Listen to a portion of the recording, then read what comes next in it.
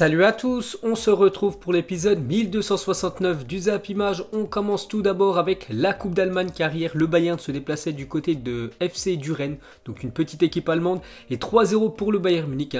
Victoire facile, donc 2 buts de Choupo-Moting, 1 but de Thomas Müller sur penalty, donc 3-0 pour l'équipe du Bayern.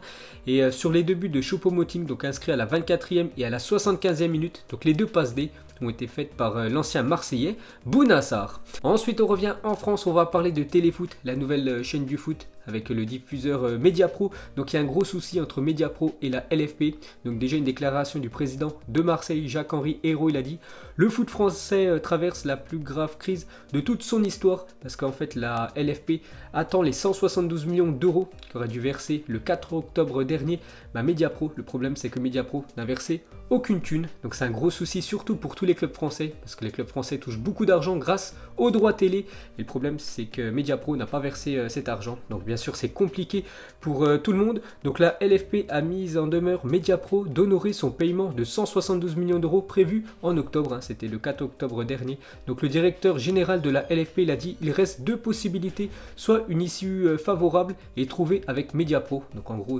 Mediapro paye, ou sinon il faudra envisager la reprise du contrat par d'autres opérateurs. Donc ça pourrait être déjà fini Mediapro avec la Ligue 1 et la Ligue 2 seulement 2 mois après son lancement, et il pourrait revenir aux bases avant avec pourquoi pas Canal+ ou beIN Sport.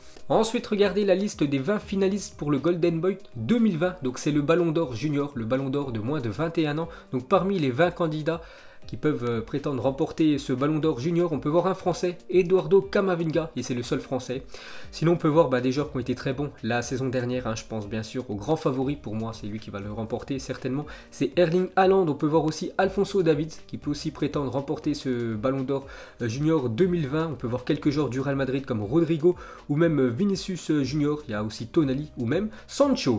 Ensuite, pour revenir sur Erling Haaland, pourquoi c'est le grand favori pour gagner ce Ballon d'Or Junior? Parce qu'il a quand même marqué 51 buts lors de ses 48 derniers matchs, toutes compétitions confondues, donc avec club et sélection. Donc une stat quand même incroyable sur l'attaquant norvégien, 51 buts sur ses 48 derniers matchs. Donc c'est quand même le grand favori pour remporter ce Ballon d'Or Junior.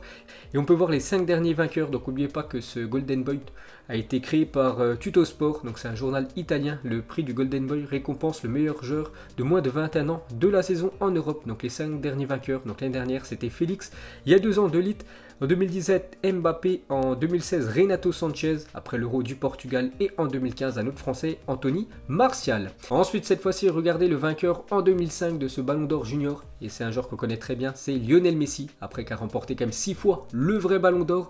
Donc on continue avec l'Argentin. Donc il y a 16 ans, jour pour jour, Lionel Messi disputait son premier match avec le FC Barcelone. Donc en tout il a fait 734 matchs avec l'équipe Blaugrana, 635 buts et 279 passes décisives. Le reste appartient à l'histoire, bien sûr. Lionel Messi qui a failli quitter le club ces dernières semaines, mais il y a 16 ans, jour pour jour, c'était son premier match pour lui. On continue avec une déclaration de sa part: aujourd'hui je suis moins obsédé par le but, j'essaye de contribuer au maximum au collectif. Donc voilà une déclaration de Messi. Donc à l'époque il pensait vraiment qu'à marquer, vraiment voilà, c'était les stats de buteur qui l'intéressaient, que maintenant vraiment s'il voit un coéquipier en meilleure position, il préfère peut-être même faire la passe à ce coéquipier que marquer le but. Donc bien sûr il a mûri Léo Messi. On continue avec l'Argentin. Donc le Real Madrid a tenté de recruter Lionel Messi en 2013, indique Di Marzio dans son dernier livre, sans même prendre connaissance du contrat et du salaire que lui proposait l'équipe du Real Madrid. L'Argentin a décliné la proposition. Il a dit: je n'irai pas au Real, vous perdez votre temps. On peut voir que le Real Madrid en 2013 voulait signer Lionel Messi, mais Léo bien sûr était dans le club rival, l'équipe du FC Barcelone, et pour lui c'était impossible de rejoindre le Real Madrid. Et toujours d'après le livre Di Marzio, donc Lionel Messi a failli rejoindre cette fois-ci Chelsea en 2014, révèle Di Marzio. Face à des problèmes avec la justice espagnole, l'Argentin s'était laissé convaincre par José Mourinho. Les Blues étaient prêts à payer sa clause libératoire de 250 millions d'euros, mais du coup à chaque fois ça a été échec, et du coup à chaque fois il est resté avec l'équipe du Barça. Mais l'année prochaine ça sent quand même le départ de l'Argentin. Ensuite, pour continuer avec Léo Messi, une déclaration de Kevin De Bruyne si Lionel Messi avait rejoint l'équipe de Manchester City lors du dernier mercato. Donc il a dit: honnêtement je m'en fiche, s'il vient c'est une bonne chose, s'il ne vient pas il y a suffisamment de bons joueurs dans ce club avec qui j'aime jouer. Donc en gros, qu'ils viennent ou qu'ils viennent pas, Lionel Messi du côté de City, bah, ça fait rien du tout à Kevin De Bruyne. Et pour finir avec Léo Messi, donc l'une des photos les plus tristes du 21e siècle, donc c'est Lionel Messi qui va chercher sa médaille de finaliste, voilà 2 secondes après la finale perdue en 2014, cette finale de Coupe du Monde perdue contre l'Allemagne. On peut voir Léo Messi en train de monter les marches, aller chercher sa médaille d'argent. Ensuite, cette fois-ci, on revient 6 ans, jour pour jour, en arrière. On va parler d'un sacré karma. Donc, alors qu'il croyait avoir offert la qualification à l'Euro Espoir, Kurzawa chambrait ses adversaires suédois qui ont finalement marqué dans la foulée puis éliminé les Bleuets. Évidemment, ils s'en sont pris à cœur joie pour lui répondre. Donc, c'était il y a 6 ans, jour pour jour. Suède-France, donc l'équipe de France devait absolument marquer pour se qualifier pour l'Euro Esport. Donc dans les dernières secondes du match, l'équipe de France marque un but. Quelques secondes plus tard, c'est les Suédois qui ont fait cette célébration parce qu'ils avaient réussi à inscrire un but et à éliminer l'équipe de France. Donc du coup, la France n'avait pas joué cet Euro. Ensuite, cette fois-ci, une déclaration de Ruben Dias, le défenseur portugais. Après son coup de coude contre Giroud lors de France-Portugal dimanche dernier, il a dit « Il a cherché le contact avec moi pour me bloquer et j'ai fini par le frapper ». Donc il a pris un carton jaune direct au bout de 2 minutes de jeu, Ruben Dias. Et on va voir souvent ce duel dans les prochaines années vu que Ruben Dias, nouveau joueur de City, et bien sûr Giroud, attaquant de Chelsea. Ensuite, on va parler d'Antoine Griezmann, inscrit son 3e but en bleu contre la Croatie. Il n'y a que contre l'Allemagne qu'il a marqué plus de buts, 4. Une petite stat sur Antoine Griezmann, donc l'équipe favorite avec la France. Pour Antoine Griezmann, c'est l'Allemagne, déjà 4 buts pour lui. Et en deuxième position, la Croatie, 3 buts pour l'attaquant Blaugrana. Ensuite, on peut voir qu'il y avait plus de 6 370 000 téléspectateurs qui étaient devant en Croatie-France avant-hier sur TF1. Donc pour vous dire que le foot, ça ramène toujours beaucoup de monde devant la télé. Encore une grosse audience pour l'équipe de France. Ensuite, on continue avec l'équipe de France, mais on va parler de l'équipe de France féminine. Déjà, on va parler de la sélectionneuse Corinne Diacre a prolongé son contrat en secret jusqu'en 2022 avec la FFF. Donc elle prolonge d'une année avec la Fédération Française de Football en tant que sélectionneuse de l'équipe de France. Et pour continuer, donc Corinne Diacre décide de ne pas convoquer Amandine Henry pour les 2 futurs matchs de l'équipe de France féminine. Donc elle ne s'y attendait pas du tout, c'est choquant. Donc elle est choquée, Amandine Henry, qui est quand même la capitaine de l'équipe de France. C'est comme si par exemple Kylian Mbappé ou Antoine Griezmann, de joueurs cadres de l'équipe de France, voilà, ils ne sont pas blessés, ils ne sont pas convoqués avec le rassemblement des Bleus. Donc bien sûr, ce serait choquant. Donc c'est la même chose ce qui est arrivé pour Amandine Henry. Donc elle est choquée de ne pas être convoquée.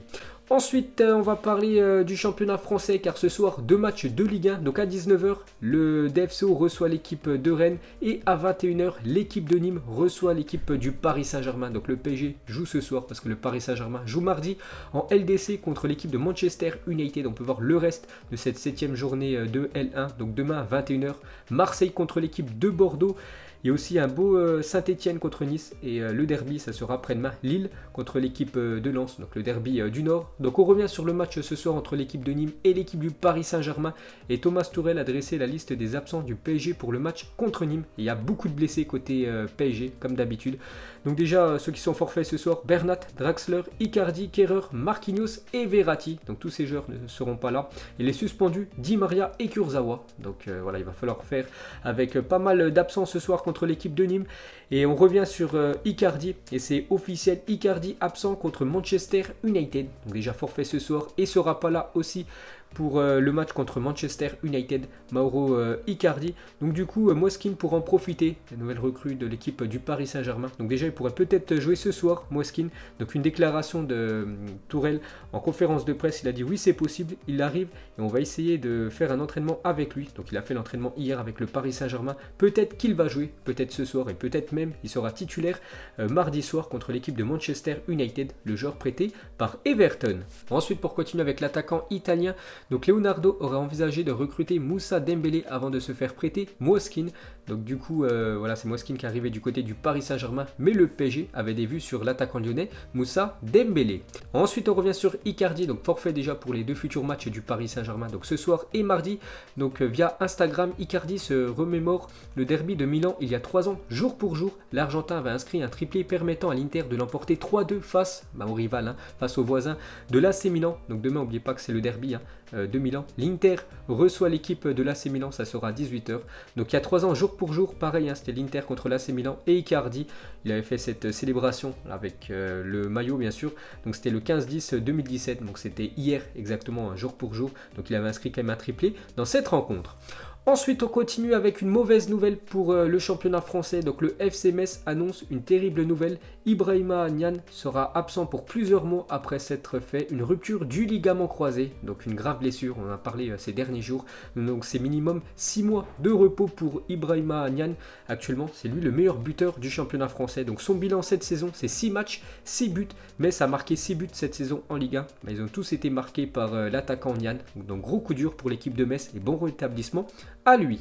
Ensuite, le message de Ronaldo à Neymar. Donc Neymar, vous savez qu'il a dépassé les stades de Ronaldo avec la Seleção. Donc il a dit: le ciel est la limite. Vol gamin, quelle belle histoire que tu écris. Tu es un joueur complet et à chaque fois plus mûr. Tu as encore beaucoup de records à battre. Je suis fier de voir un Brésilien au sommet. Donc voilà, très belle déclaration de Ronaldo R9 sur Neymar, qu'il a dépassé en termes de buts inscrits avec la Seleção. Ensuite, on va parler du Real Madrid serait prêt à proposer un contrat d'1 an supplémentaire à Luka Modric en fin de contrat l'été prochain. Donc le Croate souhaite rester chez les merengues et même essayer de finir sa carrière du côté du Real Madrid. Donc lui, il est en fin de contrat en 2021. Donc le Real pourrait proposer à Luka Modric de prolonger jusqu'en 2022. Ensuite, on va parler de Jules Koundé et la priorité de Manchester United pour le mercato hivernal. Ole Gunnar Solskjaer aimerait l'associer à Harry Maguire, qu'on a beaucoup critiqué quand même ces derniers jours, le défenseur anglais. Donc la prochaine cible pour Manchester United, c'est de se renforcer en défense et de recruter le défenseur français Jules Koundé. Juste la mauvaise nouvelle pour lui, c'est qu'hier, il a été testé positif au Covid, donc isolement pour lui. Donc il sera forfait ce week-end avec son équipe de Séville. Ensuite, une déclaration de Thibaut Courtois sur Sergio Ramos. Donc, je vous ai dit que Ramos pourrait quitter l'équipe du Real Madrid parce que lui aimerait prolonger de 2 ans avec l'équipe merengue et le Real propose seulement 1 an de plus pour Sergio Ramos, donc il ne sait toujours pas ce qu'il va faire. Le défenseur espagnol, donc une déclaration de Courtois, il a dit: Sergio est très important pour nous, il le montre avec ses buts et en défense, tous les supporters madrilènes veulent qu'il continue. J'ai beaucoup admiré Sergio, sauf une fois à Lisbonne, j'ai beaucoup de respect pour Sergio. Donc quand il dit sauf une fois, bien sûr, c'était la finale de Ligue des Champions 2014 entre le Real et l'équipe de l'Atlético Madrid. Et du côté de l'Atlético, c'était Thibaut Courtois qui golait. Et il s'est pris un but à la 93e minute, une égalisation dans les dernières secondes du match. Après en prolongation, bien sûr, le Real s'est imposé en finale de LDC. Donc voilà, le bel hommage de Courtois envers Ramos. On continue avec le gardien belge. Donc il a reçu son trophée de meilleur joueur du Real Madrid pour le mois de septembre, amplement mérité. Il a été très bon. Thibaut Courtois, donc il a dit: c'est le travail de toute l'équipe et j'espère continuer à aider à gagner des matchs. Vient maintenant un mois avec plusieurs matchs importants et nous espérons obtenir de bons résultats. Donc il parle bien sûr de la Liga et aussi de la Ligue des Champions qui reprend semaine prochaine. Et pour finir avec Courtois, donc à la vue du match de Ligue des Champions contre le Shakhtar, donc mercredi prochain, et du Classico quelques jours plus tard, Zidane pourrait décider de titulariser Lunin, donc le deuxième gardien du Real Madrid, ce week-end contre le promu Cadiz pour préserver Thibaut Courtois qui vient juste de revenir d'une blessure. Donc ça pourrait être le deuxième gardien du Real Madrid ce week-end titulaire pour que Courtois un peu de repos avant les matchs importants. Et pour finir avec Courtois et Agüero, se chambre en jouant à Among Us. Donc il y a pas mal de footballeurs qui font des lives sur Twitch, dont Courtois, dont Agüero, même Neymar, joue à Counter-Strike sur Twitch. Donc Courtois il a dit: Sergio, tu sais très bien mentir. À chaque fois que tu tombes dans la surface, les arbitres sifflent penalty. Et Agüero il a dit: ne me chauffe pas Thibaut, quand je jouerai contre toi, je marquerai et je célébrerai en te criant au visage. Donc voilà la déclaration entre ces deux footballeurs. Ensuite, on revient sur le Classico samedi prochain. Donc malgré la demande du FC Barcelone au gouvernement espagnol pour accueillir plus de 30 000 personnes au Camp Nou, donc le Classico du 24 octobre prochain se jouera bien à huis clos. Parce que voilà, le gouvernement espagnol a refusé, parce que le Barça voulait 30 000 personnes pour ce Classico. Voilà, refus direct. Et bien sûr, ce Classico se jouera à huis clos. Ensuite, des nouvelles de l'ancien joueur niçois. Donc officiel, Alan Saint-Maximin prolonge jusqu'en juin 2026 avec l'équipe de Newcastle. Donc un contrat de longue durée pour le joueur français, très bon joueur, Alan Saint-Maximin. Moi je l'adorais quand il était du côté de Monaco, du côté de Nice aussi, il a joué. Donc maintenant il est du côté de Newcastle et il voit vraiment que c'est une pépite. Donc du coup il prolonge son contrat et aussi augmentation de son salaire. Un autre transfert qui devrait se faire dans les futures heures, peut-être futurs jours. Donc visite médicale prévue aujourd'hui pour Saïd Benrahma. Le joueur s'engagera dans la foulée pour 5 ans avec West Ham. Les Hammers débourseront 33 millions d'euros pour s'attacher les services de l'ailier algérien qui évolue du côté de Brentford en deuxième division anglaise. Donc du coup, il devrait signer soit aujourd'hui ou demain avec l'équipe de West Ham et découvrir la Première Ligue. Ensuite, cette fois-ci, une déclaration de Jamel Belmadi, donc sélectionneur de l'Algérie. Donc il a sélectionné bien sûr Benrahma pour les 2 derniers matchs de l'Algérie. Ces matchs amicaux, donc il a dit: je suis satisfait du stage, les joueurs étaient à l'écoute des choses qu'on a proposées, ils ont envie d'aller jouer la Coupe du Monde 2022 au Qatar et de faire un beau parcours, c'est notre but. Maintenant on va travailler encore plus pour atteindre nos objectifs. Donc déjà, essayer de se qualifier pour la future Coupe du Monde, essayer de garder le titre de la Coupe d'Afrique des Nations qu'ils ont remporté l'année dernière. Donc actuellement l'Algérie, c'est très fort parce que c'est quand même sur les 20 derniers matchs, je crois, aucune défaite pour la sélection algérienne. Ensuite, une déclaration d'André Villas-Boas, le coach marseillais, sur Kostas Mitroglou, l'attaquant grec. Donc il a dit: Kostas est dans la même position que Sertic. La saison dernière, on a dit qu'on ne comptait pas sur lui. Il n'a pas trouvé de solution. Il est sous contrat. Je ne pense pas qu'il va être réintégré. Enfin, je ne pense pas qu'il va avoir sa chance. Donc en gros, voilà, André Villas-Boas le dit. Il ne compte pas du tout sur Kostas Mitroglou. C'est quand même un gros souci pour l'Olympique de Marseille. Parce que c'est quand même un gros salaire, Mitroglou. L'un des plus gros salaires de l'OM. Et c'est un gouffre financier pour un joueur qui joue pas. Ensuite, on va parler d'un ancien attaquant de Marseille, peut-être l'un des meilleurs, c'est Didier Drogba. Donc aucun autre joueur n'a marqué plus de buts pour un seul club anglais en Ligue des Champions que Didier Drogba avec l'équipe de Chelsea. Donc il a inscrit quand même 36 buts en LDC avec l'équipe de Chelsea. Il a même remporté l'épreuve. Ensuite, on va parler d'un joueur FUT 20 a partagé une photo de sa carte, Mario Gomez, avec qui il a joué 2000 matchs avec des statistiques impressionnantes. Grâce à Reddit, le post a été largement partagé et est remonté jusqu'au buteur qui a envoyé une carte de remerciement au joueur FIFA. Donc voilà, cette personne, il est un grand fan de Gomez parce qu'il a joué plus de 2000 matchs et il a marqué 2151 buts exactement avec l'attaquant de Stuttgart, donc Gomez, qui a seulement 58 de vitesse. Donc du coup, le joueur a vu ça, il lui a envoyé une carte de remerciement. Ensuite, on va parler de la nouvelle recrue de l'équipe de Arsenal, c'est Thomas Partey sous ses nouvelles couleurs avec l'équipe des Gunners. Donc lui, il a signé dans les dernières heures du mercato du côté de Arsenal. Donc c'est un gros manque quand même pour l'équipe de l'Atlético Madrid. Donc il portera le numéro 18 en Angleterre. Il a dit: je pense qu'il n'y aura aucune pression pour moi. J'aime challenger, j'aime les nouveaux défis. Il s'agit d'apprendre rapidement, d'apprendre comment cela se déroule. Mikel m'a vu jouer et il sait ce que je peux apporter à l'équipe. Donc Mikel Arteta, l'entraîneur de l'équipe de Arsenal. Et c'est un gros plus pour cette future saison parce qu'il est vraiment sous-coté, Thomas Partey. Et pour finir ce Zap Image, mettez-moi en commentaire pour vous laquelle de ces nations aurait eu le meilleur duo avec le duo argentin Messi-Maradona, portugais Eusebio, Cristiano Ronaldo, brésilien Neymar Pelé ou français Zidane Mbappé. Vous mettrez tout ça en commentaire. Donc moi j'ai une préférence quand même pour le duo argentin Messi Maradona. Donc voilà les gars, la fin de ce Zap Image 1269. Donc si ça vous a plu, un petit like et je vous ferai l'épisode 1270 demain. Donc moi je vous laisse et je vous dis à la prochaine comme d'habitude. Ciao à tous.